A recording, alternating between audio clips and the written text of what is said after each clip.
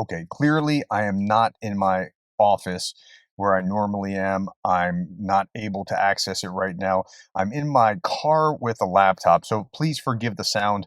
But I committed to doing these every day, and with the exception of once in 2023 when I thought my mom was on her deathbed, and then in last March, February, when my mom passed. Other than that, I've done these every day, including my birthday, including Christmas, including New Year's Day, and I'll be back tomorrow and the next day and the next day. Let me tell you what was going on last night. Last night was not a good night for Ukraine. The lights went out. The Russians hit the energy infrastructure in a significant way. And yeah, I'll show you what happened here. Ukraine was essentially plunged, well, not all of Ukraine. So Kyiv and a number of other key areas were plunged into darkness last night as Russian drones and missiles targeted Ukraine's energy sector last night. Here, lights go out in Kyiv after mass strikes knock out power. You can see this on RT, and if you advance it a little bit, yeah, you can see that the power went out, and RT was making a big deal about that. So what the Russians did was they hit very specific places. So their Shahed drones and missiles hit a number of key destinations, like let's say about a half dozen particular places, including Kyiv. Russians, this is Yulia Servanenko. She said Russians have once again struck at Ukraine's civilian infrastructure, deliberate attack on the lives of people and communities. This was among the largest combined strikes on our energy system, with a significant share of ballistic missiles. Unfortunately, the damage to energy facilities is substantial. In Kyiv and Kirovrad, regions, full water supply is expected to be restored by the end of the day. That means it's not working right now. Power for critical infrastructure in the capital has already been reconnected. Alternative energy sources, including generators and invincibility points, have been deployed where necessary. Restoration work is progressing in every region. I'm grateful to our energy workers, rescuers, and local authorities who are tirelessly working to restore power and normal life for our citizens. Okay, they're working at it, but in the meantime, there's no water supply in Ukraine Parliament today either. So this is how we wash our hands. Engineers are working hard to restore vital amenities. This comes from a Ukrainian member of parliament. Okay, so what actually happened? So the Ukrainian Air Force reported on the overnight missile and drone attack 400 out of 465 shot down Shaheds, 1 out of 2 KH Kinzhal aero ballistic missiles, 4 out of 14 Iskander ballistic missiles. Okay, so 4 out of 14 is not a good ratio, and they did some significant damage. And they have a hard time shooting down ballistic missiles to begin with. 9 out of 12 cruise missiles, 1 out of 4 of the KH-59-69 cruise missiles. Okay, so it was a bad day. I mean, it just really was. I mean, we just have to report what is. Russian air attacks triggered a fire on high-rise apartment building in central Kyiv on early October 10th after it was hit by a drone. It was pretty ugly. Aftermath in Brovary, and you can just see the damage all around it. Again, this is residential section, but they weren't just targeting the residential section here. This is different. They're actually going after critical infrastructure, and they've done this year over year.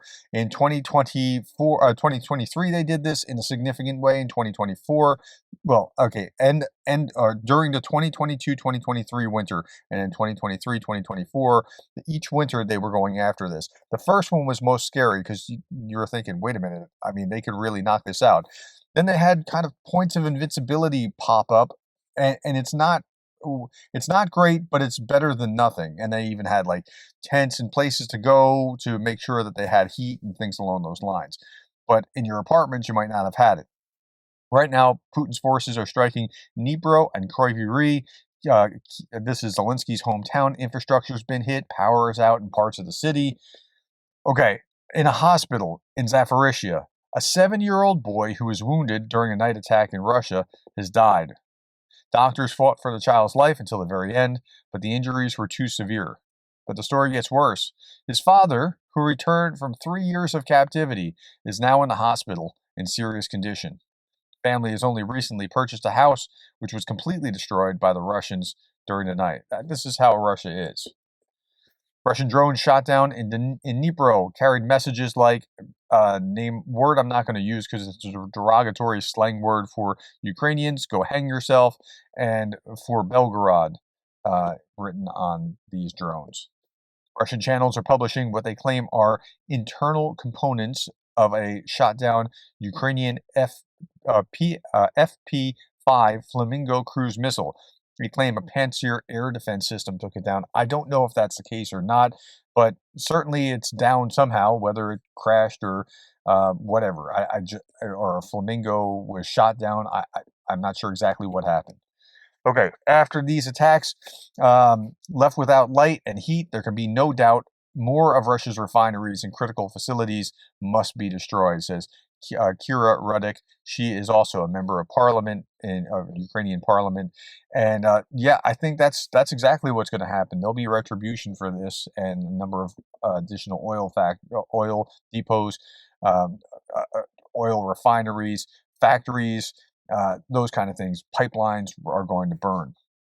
So, satellite images confirmed the aftermath of yesterday's strike on a Kobrovsky gas processing plant and an oil dispatch station in Russia's Volgograd region. One unit of the gas plant suffered a major fire damage, and the building and one tank were hit with limited impact. But so there is some damage. It's very clear. It's visible. Okay, Ukrainian unknown loitering munition hits another 91N6 radar of the S-400 SAM system. So we can see that very clearly. This is what happened, and yeah, that's off the battlefield. Let's talk about the battlefield now. 1,120 Russians off the battlefield. That's a pretty high mark. So that 1,120, yeah, 5 tanks. Again, the average has been hovering around 1,000, so that's significant. 5 tanks, 14 armored fighting vehicles, 13 artillery systems, 70 vehicles, and fuel tanks. But that 1,120 is pretty high. Most engagements since early May, highest casualties in over 2 months with 1,120. In the Pokrovsk direction, Russians led 54 assaults. Again, that's a higher number, but it's also correlated with the higher number of casualties. Ukraine rushed to save Pokrovsk, and then Russia broke through at Pokrovsky. This is Euromaidan Press. Pokrovsky. That's 80 kilometers south. So the situation is worse than what showed on maps. Russia's 90th Tank Division captured Novohikhorovka.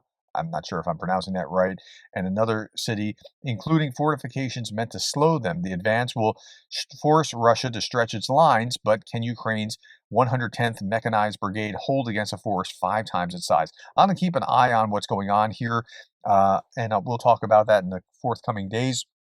But this is the first that I'm seeing of this. Russia blew up an ammonia pipeline near Rusin Yar, Donetsk region, trying to slow down the advance of Ukrainian forces. And then yesterday, or was it yesterday? I'm trying to remember when it was. The days just blur together. Um, Putin claimed recently that Russia seized 4,900 square kilometers in 2025, about the size of Delaware. But verified analysts or advances only reach 3,561. By my math, it's a little bit less than this, but I'm going to defer here because they have greater ground truth than I do. So he was claiming 5,000, and by my math, it was like 3,300 or so, something like that. Nonetheless, the numbers are pretty close where like he's just giving himself extra credit that he doesn't deserve. But he's betting on outlasting the West, and his core argument is it's inevitable. We're going to win. And he's inflating it, trying to look, like puffing out your chest to look bigger or tougher. That's what's going on here. Meanwhile, Matthew Whitaker, U.S. Permanent Representative to NATO, said this: if you had a snail start from the border of Russia and Ukraine and continue for the last 3.5 years, it would now be in Poland, and they, the Russian army, are not even 20% into the country. So I think that demonstrates just how ineffective, inept, incompetent the Russian military has proven on the battlefield. We need to prepare because they're reckless. They're certainly, as someone wants to describe them, as a gas station with nuclear weapons. Russia strongly reacted to several things: the discussion about Tomahawks, the French taking the Shadow Fleet ship, the President Trump calling Russia a paper tiger, or they spent the day trying to convince us that they're a bear, right? And I think bears don't have to convince you that they're bears. It's a good point. Bears don't have to convince you that they're bears, but that's what Russia is engaged in right now. It's a full-on information war trying to convince you that it's inevitable. Russians are getting turned into fairy dust by, this is really wild, 50 caliber Browning M2s operated by Stream Deck computer controllers. So it's basically a drone machine gun. And there's going to be more and more of this kind of thing in the future. This is the wave of the future. While Putin's armies have struggled to live up to expectations on the battlefield, his ability to intimidate, that's his greatest single achievement. His ability to deter, and he deterred Biden, and he has largely convinced Trump that he's a good friend and someone he can work with. For years, his ability, his information war has been far more profound than his battlefield war. Okay, last little bit. In Russia, electronic draft notices are being sent en masse, even to Moscow residents. Travel abroad is being blocked. Those who ignore the draft face penalties like losing driving rights and tax benefits. Draft exemptions under the old rules expired on March 21st. So Putin's not going anywhere. He's continuing this war. He's going to continue this war, no doubt about it. All right, Darth Putin, we'll wrap with this. You might think that Trump's plan for a Nobel Prize is flawed, but in 2015, I thought I'd get one for invading Ukraine. I remain a master strategist. All right, my friends, that's all that I have for you. Thank you for bearing with me and the sound in this video. I really appreciate it. Thank you for the time, the likes, the shares, and the subscribes, and thank you for being the kind of person that cares about Ukraine.